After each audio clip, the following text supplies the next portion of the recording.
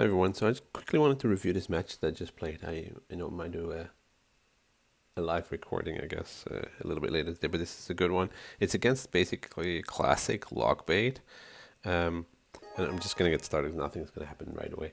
I just wanted to point some things out here because I think it's important for people at sort of the mid ladder that face these kind of decks sometimes, because whenever you run into an Inferno Tower with a 2.6 Hawk cycle deck, it doesn't feel very good, because if they have a fast cycle, they can always get back to this Inferno Tower, right? And it just counts as a Hawk. It does cost 1 elixir more than a Hawk, but if you're pairing the Hawk with some Skeletons or an Ice Spirit or even an Ice Golem, then you're 1 elixir down, or at least even an elixir. Now, what happens during this match at the beginning here, we're just cycling through, trying to figure out what he has, which kind of Logbait it is, and then but this time you have a pretty good idea. It's a fairly classic Logbait deck. The goal is basically taking care of the princess somehow, preferably not with the log, because we're going to need that one for the goblin barrel. We can fireball the goblin barrel and log the princess, which works too, and we're still even in elixir overall, but we also need to deal with the goblin gang, which I usually use the ice golem for, but I'm kind of defaulting to using the cannon for the princess. Kind of blocks the lane a little bit for other stuff too, but we'll keep doing that. And now this is one of my first Hawks, I think, and he plays it in Inferno Tower. So we could think about this, that we just wait until 2 times elixir and then we can cycle faster and maybe outcycle Inferno Tower. But do we completely stop playing Hogs? Now, I'm of the opinion that if you stop playing Hogs, they'll just try to overload you with their cheap spells and just spam the board with goblins and other things like that.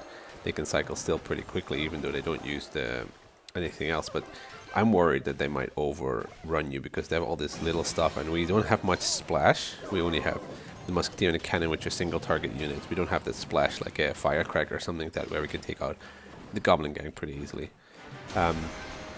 So now that we hit 2 times elixir, I'm still going for my Hog, but maybe this is sort of a thought after the fact.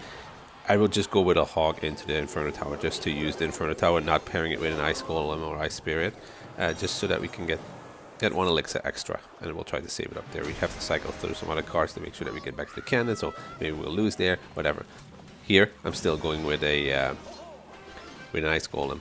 Now, pairing the Hawk with an Ice Golem at this point of the game may be okay, because it cycles you faster, right? Because you put an Ice Golem, you put in a Hawk, then you're only a few cards away from another Hawk again. Now, do Hawk first, and then Ice Golem front works too. So here, I'm still trying to break through, but at this point I figured out that, well, why do I keep trying to get out? I just have to outcycle him once or twice and I'm fine.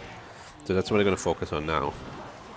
And as you can see, he didn't do too much yet, and I have a good Musketeer there with an Ice Golem and a Hog, and that's what happens. You just push through. I used the ability kind of late there, but the Hog still gets plenty of damage, and I think that's just the way that people need to know with 2.6 Hog. This is how you beat this Logbait deck, because the Inferno Tower is going to show up every time.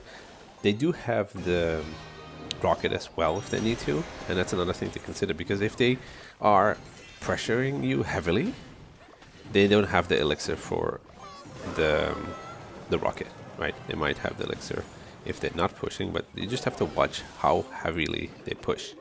Now, we're pretty close here on tower damage, but I'm just making sure that I keep my log for the goblin barrel, and I keep my cannon there, and then just Musketeer just takes it out. So it's a great game to kind of see, how do you push into an Inferno Tower? And I don't think you shouldn't.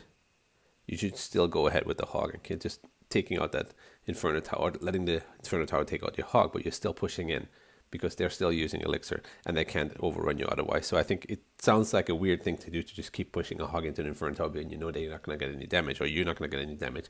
But I think for the mechanics of the game to function, or not the mechanics of the game itself, but they're just going to overrun you if you do anything, because they have a lot of cheap spam cards that they can use to, get you lost in the game, and then you just fall completely out of the cycle, and it just doesn't work very well. So I think you're still pushing Hogs into Inferno Tower, and then you outcycle towards the end, and just make sure they don't have enough elixir for a rocket. And if they do, just keep cycling.